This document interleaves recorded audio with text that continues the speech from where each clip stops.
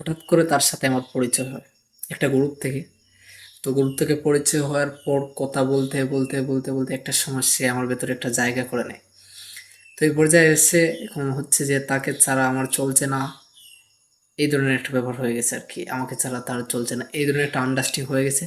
তো এরকম করতে করতে করতে করতে প্রায় 5 বছরের কাছাকাছি চলে আসছে। তো সবশেষে ভাই আমি কিন্তু গরিব ঘরের ছেলে, সে কিন্তু এটা আগে থেকেই জানতো।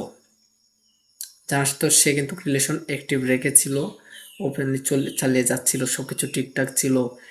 মিনিটে মিনিটে কল দেওয়া, SMS করা, আমি লাইনে না, আমি যদি 1 ঘন্টা লাইন থেকে মনে করো অফলাইনে থাকি, তো 1 ঘন্টা পরে যদি আবার অনলাইনে যাই, তো দেখা যাচ্ছে যে কমপক্ষে 20টা SMS আমার জন্য অপেক্ষা করতেছে, তার দেওয়া SMS।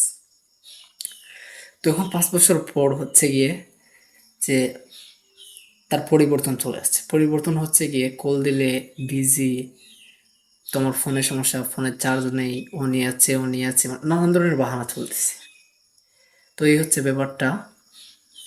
যারা যারা এই রিলেশনের মাঝখানে আছেন, এই জিনিসগুলো খেয়াল করবেন। আসলে কারোর প্রতি এতটা লয়াল হওয়া ঠিক না।